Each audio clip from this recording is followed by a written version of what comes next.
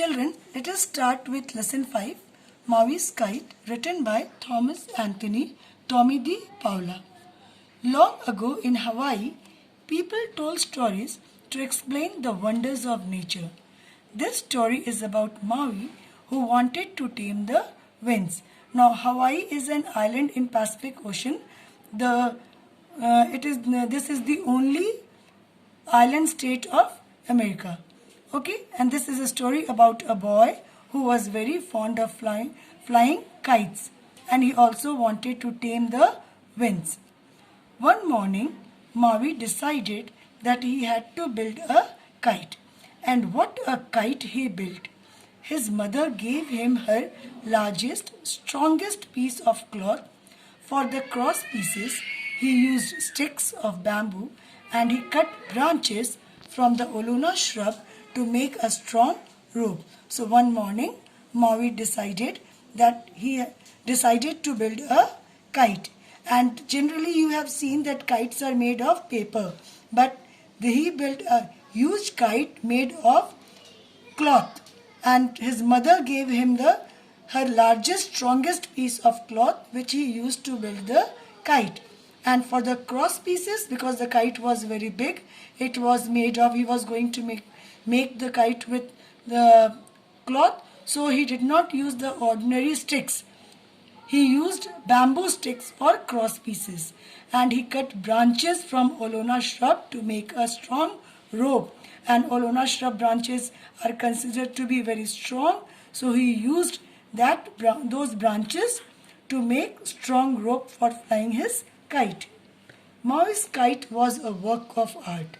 He told himself, I must get a special wind to fly my kite. I'll go to the keeper of the winds. She will let me have the perfect wind to make my kite fly really high. Now Maui's kite, when it was made, it was an artistic piece. So he told himself that he must need a special kind of wind to fly his kite. And so he decided to go to the keeper of the winds. And the keeper of the wind would give him the perfect wind that would make his kite fly really high. His friends happily gathered around to help him carry his kite to the keeper of the winds. Now, because the kite was a huge one, you can see in the picture it was not an ordinary kite. So his friends also helped him in carrying the kite to the keeper of the winds. As the group paraded means marched, walking in an orderly way in a large group.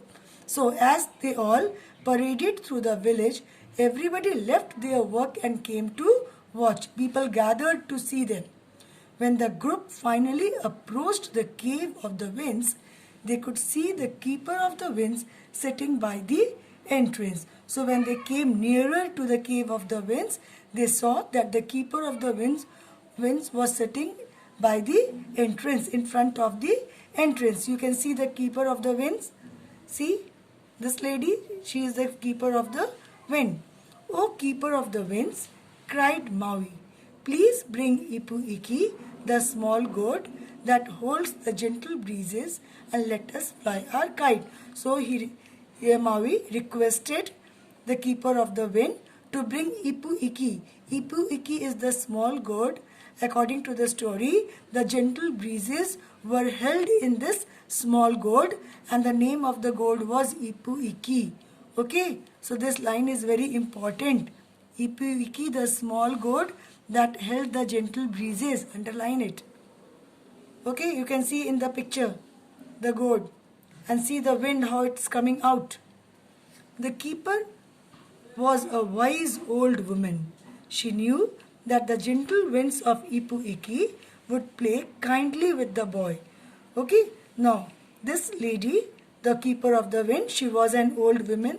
As you can see in the picture, she knew that the gentle winds of Ipu Iki was a small gourd and it held gentle breezes, and she knew very well that because Maui was a small boy, so this wind will help him, will be very friendly with him and help him to fly his kite. So she went into her cave and returned carrying a small gourd and singing her song. O wind, soft wind of Hilo, wind from the gold of everlasting winds, come from Ipu Iki. O wind, soft wind of Hilo, come gently, come mildly. She sang this song to bring the wind out from Ipu Iki.